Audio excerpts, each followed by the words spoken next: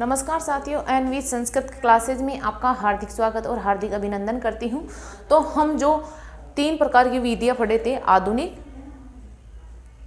और परंपरागत और नवीनतम, है ना। तो उनमें आपको मैं परंपरागत विधियों की जहाँ से क्वेश्चन बनते हैं उनकी डिटेल मैं आपको दे चुकी हूँ।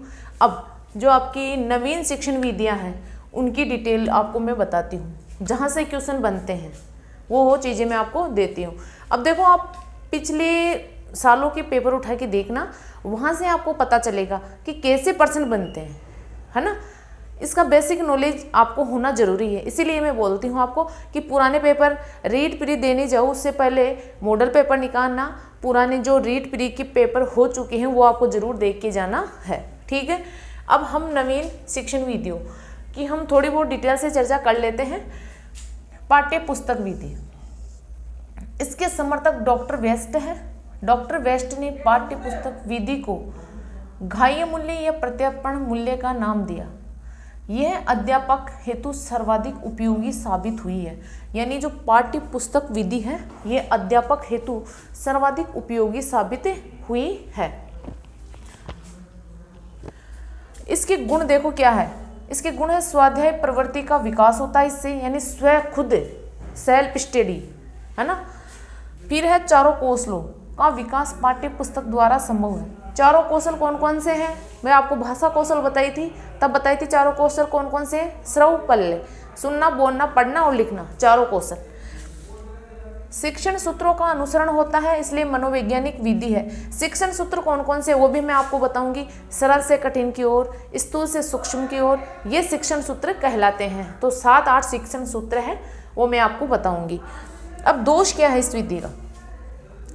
क्योंकि इसमें कंठस्थीकरण पर बल दिया जाता है। क्या होता है? कंठस्थीकरण पर बल होता है और शब्दार्थ और वाक्यार्थ पर अधिक बल दिया जाता है, इसलिए ये थोड़ा इनमें ये दोष पाया जाता है। ये 2 दोष है। अब फिर अपनी प्रत्यक्ष विधि। प्रत्यक्ष विधि, इसके प्रवर्तक प्रोफेसर वी.पी. वोकिल है, समर्थक जेस्पर्सन और गेटे है। इसका सर्वप्रथम प्रयोग की बात करें तो 1901 में विश्व लेवल पर 1901 में फ्रांस में गुइन महोदय ने अंग्रेजी भाषा शिक्षण में इस विधि का प्रयोग किया था। यह विधि वाल्टर पेनफील्ड के मदर्स मेथड पर आधारित है। मदर्स मेथड पर आधारित है। इसका उद्देश्य देखो क्या होता है। संस्कृत भाषा शिक्षण हेतु छात्र के लिए संस्कृतमय वातावरण का निर्माण करना, ये इसका प्रत्यक्ष विधि का उद्देश्य होता है। ये भाषा शिक्षण की श्रेष्ठ विधि है। बस आपको याद करना है, जो फैक्ट दे रही हूँ उनको केवल याद करना है। इसमें समझने लायक कोई चीज़ नहीं है। समझने की चीज़ वहाँ थी जहाँ मैं अपने 3 भागों में विभाजन किया था, जो ट्रिक दी थी, है ना। तो वो ट्रिक और वो शिक्षण विधियाँ आपको याद रखनी है, क्योंकि नाम पूछते हैं और नाम देकर ये पूछते हैं कि ये नवीन है या प्राचीन है या नवीनतम है। ऐसे क्वेश्चन ज़्यादा बनते हैं। फिर हर्बर्ट की पंचपदी प्रणाली, important, most very very most important लगा लो इसको, very very very most important. यहाँ से क्वेश्चन बनता है, कई बार क्वेश्चन बन चुके हैं यहाँ से कि हर्बर्ट की पंचपदी प्रणाली, है ना। अब इसमें कैसे क्वेश्चन बनता देखो। 4 तो इनमें से 4 ये ऑप्शन दे देते हैं और 3 तो ये दे देते हैं और 1 दूसरा ऑप्शन ढाल देते हैं। फिर पूछते हैं कि कौन सा नहीं है, या फिर 3 दूसरे ढाल देते हैं और 1 इनमें से ढाल देता है। फिर पूछते हैं कि कौन सा है या नहीं। यहाँ से क्वेश्चन, इस क्वेश्चन को, इस जो हर्बर्ट की पंचपदी प्रणाली है, इसकी जो 5 पद है, प्रस्तावना या उन्मुखीकरण, विषय उपस्थापन या पाठ प्रस्तुतिकरण, प्रदर्शन, तुलना या अमूर्तीकरण, सामान्यीकरण और प्रयोग, इन 5 को तो घोल के पी जाना। यहाँ से क्वेश्चन कई बार, मतलब कि बाई चांस नहीं पूछते होंगे, बाकी हर एग्जाम में यहाँ से क्वेश्चन बनता है, हर एग्जाम में। तो ये 5 नाम आपको अच्छे से याद होना चाहिए। जिनका 2-2 नाम है वो भी आपको याद होने चाहिए। यहाँ से क्वेश्चन ऐसे कैसे सकता है, ठीक है। मूल्यांकन विधि, इस विधि में पाठ्यक्रम, शिक्षण विधि, परीक्षा विधि इत्यादि प्रत्येक वस्तु का मूल्यांकन किया जाता है। मूल्यांकन का अर्थ होता है भावात्मक रूप से निर्णय देना। मूल्यांकन का अर्थ होता है भावात्मक रूप से निर्णय देना, मूल्यांकन का अर्थ होता है।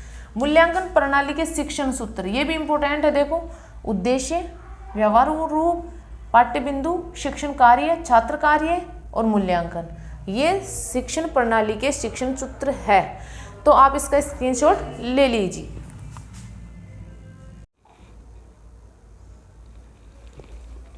अब अगली विधि है विश्लेषण विधि। ये पूर्ण से अंश की ओर इस शिक्षण सूत्र पर आधारित होती है। यानी शिक्षण सूत्र में आपको बताई थी कि 8-7 होते हैं, वो मैं आपको आगे बताऊंगी, है ना, कि कौन कौन से शिक्षण सूत्र होते हैं, वो भी आपको याद करने हैं, क्योंकि शिक्षण सूत्रों से भी क्वेश्चन बनते हैं, है ना। तो ये विधि पूर्ण से अंश की ओर इस शिक्षण सूत्र पर आधारित होती है। फिर है संरचना विधि। इसमें वाक्य स्वरूप के ज्ञान द्वारा शिक्षण करवाया जाता है। फिर है समवाय विधि। इसको संयुक्त विधि भी बोलते हैं और समन्वय विधि भी बोलते हैं, है ना। जो एक एक विधि के 2-2, 3-3 नाम हो, तो वो आपको याद रखने। वो कंफ्यूज करने के लिए आपको ये भी नाम दे सकता है, ये भी नाम दे सकता है ना। तो आपको कंफ्यूज नहीं होना है, आपको पहले से ही तैयार होके जाना है ना। तो ये विधि है बोकिल की नवीन विधि, आपटे की मनोवैज्ञानिक विधि, हु परिकर की विश्लेषण विधि और संश्लेषण विधि। इन सभी तीनों विधियों का ये मिश्रण है समवाय विधि में। फिर है आपकी नवीनतम उपागम विधियाँ। अब देखो, मैं एक आपसे एक बात पूछना चाहती हूँ कि मनोविज्ञान आपके सभी के लिए काम में आने वाली है, शिक्षा मनोविज्ञान, है ना। तो इसकी मैं क्लास से चालू करने में हूँ। शिक्षा मनोविज्ञान बहुत अच्छे तरीके से आपको क्लियर करवा दूंगी मैं। शिक्षा मनोविज्ञान ये आपके रीट में भी आएगी, फर्स्ट ग्रेड, सेकंड ग्रेड और रीट मेंस में भी काम आएगी शिक्षा मनोविज्ञान। इसके मतलब कि 8-9 टॉपिक ऐसे हैं जो आपको अच्छे से तैयार करने हैं, और वहाँ से क्वेश्चन, मतलब कि 8-9 टॉपिक है, ज़्यादा बड़ा नहीं है साइकोलॉजी, और वहाँ से 20 क्वेश्चन आएंगे आपके फर्स्ट ग्रेड और सेकंड ग्रेड में, और रीट में आपके 30 क्वेश्चन आएंगे, है ना। तो आपके क्वेश्चन बिल्कुल राइट हो तो मैं इसका क्लासेस शुरू करने में हूँ, है ना। अगर आप इच्छुक हो, पढ़ना चाहते हो, है ना, तो मैं शुरू कर दूँ, और अगर आप इच्छुक नहीं हो तो मैं नहीं करूँगी। तो मुझे आप कमेंट करके ज़रूर बताना कि अगर आप शिक्षा मनोविज्ञान पढ़ना चाहते हो, रीट प्री से पहले पढ़ना चाहते हो, तो मैं कुंजल क्लासेज पर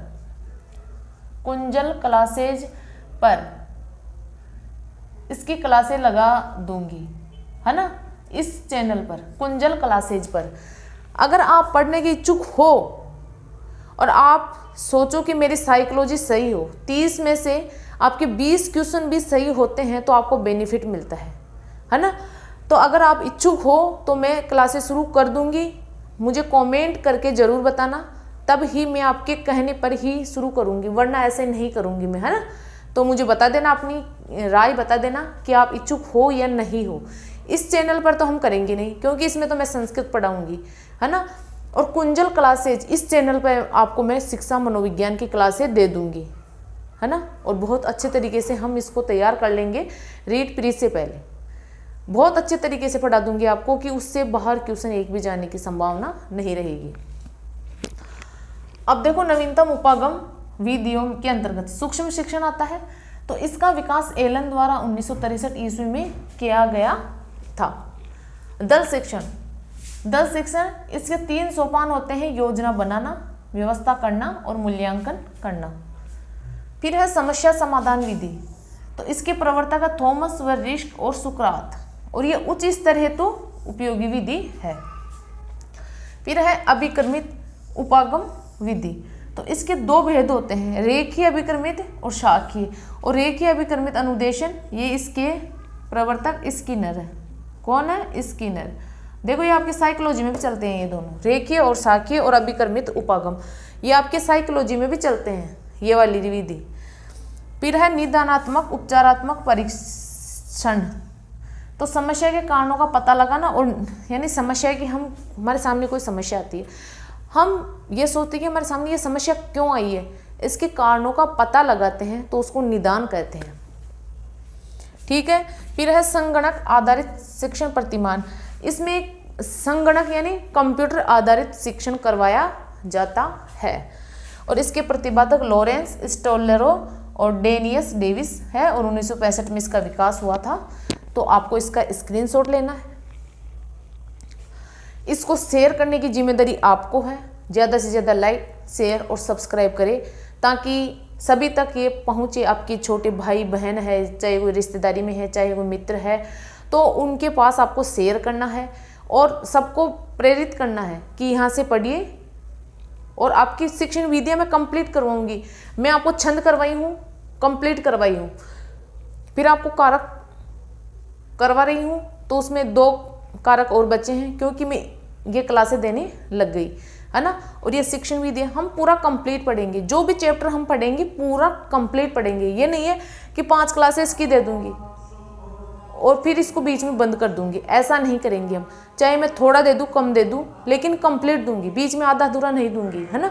तो आपको बिंदास होकर नोट्स बनाने हैं और बिंदास होकर जितना मैं दे रही हूँ आपको पूरा याद करना है। ये नहीं है कि आप आधा अधूरा याद करो, ये नहीं चलेगा।